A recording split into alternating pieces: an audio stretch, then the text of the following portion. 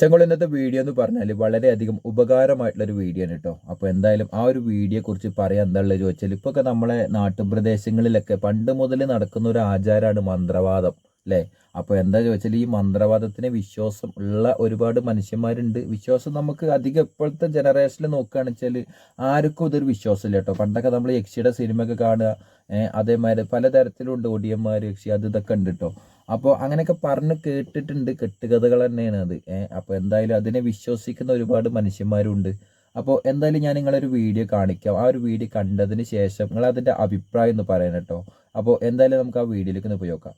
ഇതാണ് ഈ അതായത് ഭാര്യയും ഭർത്താവും പിണങ്ങിക്കഴിഞ്ഞാൽ ഒരുമിക്കുന്നതിന് വേണ്ടിയിട്ടുള്ള ഒരു പൂജയാണ് ഇത്. ഇങ്ങനെ കെട്ടിക്കഴിഞ്ഞാൽ വശ്യത ഉണ്ടാകും. ഭാര്യയും ഭർത്താവും പിന്നെ പിണങ്ങില്ല, അതുകൊണ്ട് ഇങ്ങനെ കെട്ടണം എന്നുള്ളൊരു പൂജ ചെയ്യുന്നു. അതിനു വേണ്ടിയിട്ട് വെച്ച കാര്യങ്ങളാണ്. മറ്റ് ചില കാര്യങ്ങളെല്ലാം തന്നെ ഇവിടെയുണ്ട്. ശംഖുണ്ട്.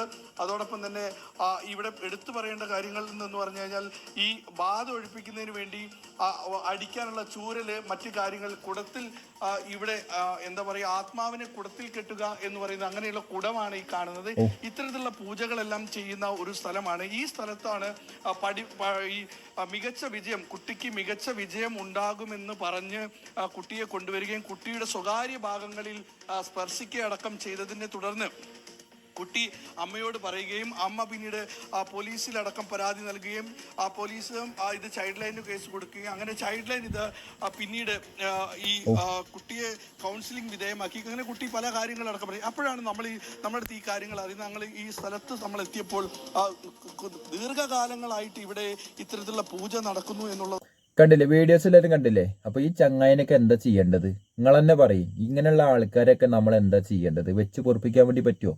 അപ്പോൾ ഈ ഒരു ചങ്ങായി ചെയ്ത ഈ ഒരു തെണ്ടിത്തരത്തിന് നമ്മൾ സത്യം പറയുകയാണെന്ന് വെച്ചാൽ ഈ ചങ്ങായിനൊക്കെ നിയമത്തിൻ്റെ മുന്നിലേക്ക് കൊണ്ടുവരിക കേട്ടോ വേണ്ടത്.